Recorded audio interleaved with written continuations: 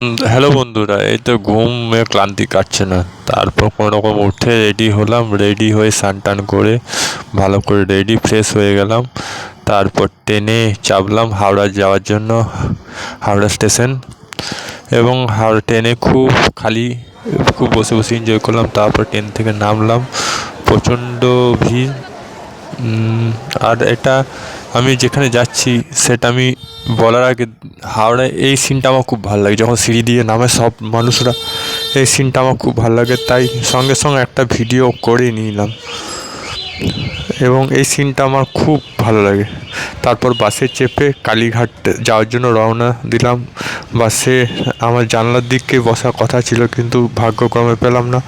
সেটা বড় কথা নয়, বড় কথা হচ্ছে যে হাওড়া ব্রিজের মাঝখানে যে বাস যখন যায়, তখন সেই সিনটা আমি খুব ভালোভাবে উপভোগ করি। দেখতে পাচ্ছেন খুব সুন্দর নাজারা আমরা দেখতে পাচ্ছি। দেখতে দেখতে কালীঘাটে চলে এলাম,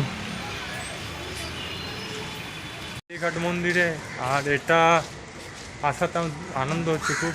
আর দিকটা মন্দির আসার আগে চারিদিকটা ঘুরে নিচ্ছি, বিভিন্ন প্রকারের পুজো সামগ্রী বিক্রি হচ্ছে আমরা দেখতে পাচ্ছি। ঠাকুরের ফটো, মালা, সিঁদুর, আলতা, তারপর চুড়ি এবং শঙ্খ, বিভিন্ন প্রকার পুজোর যা যা সামগ্রী সবই বিক্রি হচ্ছে এখানে। তো রাস্তায় যেতে যেতে দেখতে দেখতেই চলে যাচ্ছি। আমি সত্যি কথা বলতে রাস্তা জানি না কোথায়, আন্দাজেই চলে যাচ্ছি। এটা জানি যে কালী মাতা মন্দির পেয়ে যাব। দেখতে দেখতে পেয়ে গেলাম, কালীঘাটে চলে এলাম কালী মন্দির দেখতে। এই প্রথমবার আমি কালী মন্দিরে এলাম। আর সত্যি কথা বলতে এখানেই জিতের বাড়ি, তো আমার খুব ভালো লাগছে। আর প্রচণ্ড ভিড় আর লম্বা লাইন আপনারা দেখতে পাচ্ছেন যাওয়ার জন্য। এবং আস্তে আস্তে প্রবেশ করলাম মন্দিরের ভিতর। মন্দিরের ভিতর একে একে প্রবেশ করলাম। বিভিন্ন জায়গা থেকে লোক এসছে, বাংলা, বিহার, উড়িষ্যা, অন্ধ্রপ্রদেশ, চারিদিক থেকে মানুষ এখানে পুজো দেখতে আসে ভারতের সর্ব জায়গা থেকে। এবং প্রচণ্ড ভিড়, এই লাইন দিয়ে ঠাকুরের দর্শন করব। কিন্তু ভিতরের দৃশ্য আমি দেখাতে পারবো না, কারণ ওখানে ক্যামেরা অ্যালাউ নেই। এতটা পর্যন্ত আমি দেখাবার ক্ষমতা রাখতে পারি। তারপর মন্দিরে আস্তে আস্তে সবাই প্রবেশ করছে, এই দেখুন আপনারা দেখতে পাচ্ছেন। তো মন্দিরের চেয়ে মন্দিরের নকশাগুলো আমি দেখছি, মানে মন্দিরের যে ডিজাইনগুলো করার, আমি ঠাকুর তো দেখি, তার চেয়ে মন্দির দূর থেকে কেমন লাগছে এবং নকশাগুলো, ডিজাইনগুলো কেমন করেছে, হাতের কাজ কেমন, ওটাই আমি বেশি লক্ষ্য করি।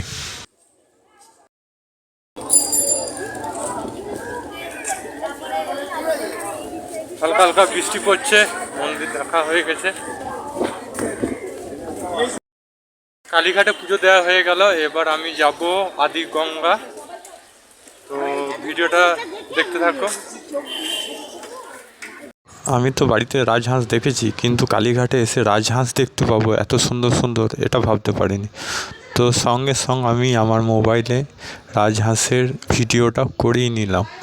আপনাদের কেমন রাজহাঁস লাগে সেটা আপনি কমেন্ট বক্সে লিখে জানান। শুনলাম নাকি এই রাস্তায় সোজা গেলেই নাকি দেখতে পাবো এবং গঙ্গা ঘাট দেখতে পাবো। তো কথা শুনে আমি সোজাই হাঁটলাম। একটু রাস্তা ভুল ছিল, মানে বাঁ দিকে ছিল, আমরা ভেবেছিলাম সোজাই রাস্তা আছে, তারপর দেখলাম সোজা রাস্তা নেই। রাস্তার বাঁ দিকে একটা গলি আছে, সে বাঁ দিকে গলিতে গেলাম। যাওয়ার পর গঙ্গাঘাটের রাস্তা পেয়ে গেলাম, এই দিকেই রাস্তাটা আছে, সোজা গিয়ে বাঁ দিকে। তো আমি সোজা গিয়ে বাঁ দিকে গেলাম, যাওয়া মাত্রই গঙ্গাঘাট দেখতে পাবো। এইখানেই গঙ্গাঘাটটা আছে। দেখতে দেখতে চলে এলাম গঙ্গাঘাট। কালী ঠাকুর এখানে প্রচুর, যেখানে দেখছি একটা করে একটা কালী ঠাকুর রয়েছে, ছোট বড় সব মিলে। তো আমি এখানে একটা দেওয়ালের মাঝখানে একটা কালী ঠাকুর ছিল, সেটা প্রণাম করলাম এবং সেটা ভিডিও করলাম। এবং দেখতে দেখতে আমরা চলে এলাম মন্দিরে। অনেক মন্দির রয়েছে ছোটোখাটো। তারপরে এই রাস্তায় চলে এলাম মা বগলা মন্দির। তার এই বাঁ দিকে গঙ্গাঘাটের ব্রিজটা, এই যে সোজা ব্রিজটা দেখতে পাচ্ছি, এবং ব্রিজের দুদিকে বেড়া লাগানো আছে যাতে ছোট ছেলে না পড়ে যায়, সেই জন্য বেড়ার ব্যবস্থা করে দেওয়া হয়েছে ব্রিজের দুদিকে। দেখতে দেখতেই দেখুন মন্দিরটা ওখানে একটা মন্দির আছে, গিয়ে দেখি। চারিদিকে বেড়া লাগানো আছে, কোনো অসুবিধা নেই। ওই সময় আমি ভাবলাম এই ব্রিজের সামনে একটা সেলফি তুলে নিই। তো আমি কোনো সুযোগ হাতছাড়া করিনি। সেলফি তোলার পর গঙ্গা ঘাটে চলে এলাম। এই দেখুন গঙ্গা ঘাট, সামনে একটা মন্দির রয়েছে, শীতলা মায়ের মন্দির রয়েছে, তার পাশে একটা মন্দির রয়েছে, তার পাশে নবগ্রহ মন্দির রয়েছে, বগলা মন্দির বা নবগ্রহ মন্দির। এখানে 9টা গ্রহ আছে ভিতরে, সেটা ভিডিও করার সুযোগ পেলাম না যেহেতু অন্ধকার ছিল। আর এখানে গঙ্গা, আস্তে আস্তে এখানে অনেকে স্নান করতে আসে, অনেকে সাঁতার কাটে, অনেকে পুজো দেয়। 2001 সালে মমতা ব্যানার্জি এখানে, ভুল বললাম, 2009 সালে এখানে মমতা ব্যানার্জি স্থাপন করেছিল গঙ্গা ঘাটটা। খুব ভালো লাগছিল, এখান থেকে যেতে ইচ্ছা করছিল না। আজকের মতন এই ভিডিও এইটুকুই। কালীঘাট ভিডিওটা আপনাদের কেমন লেগেছে সেটা আপনি কমেন্ট বক্সে লিখে জানান, আপনার মতামত দিন। ভিডিওটা ভালো লাগলে লাইক করুন, চ্যানেলতে থাকলে সাবস্ক্রাইব বেল বাটনে প্রেস করুন, আর যদি ফেসবুকে দেখে থাকেন তো ফলো করুন। বিন্দাস সৈকত সবসময় আছে, এই ছোট্ট ছোট্ট পায়ে চলতে চলতে ঠিক পৌঁছে যাব। আবার দেখা হবে নতুন কোনো জায়গা, নতুন কোনো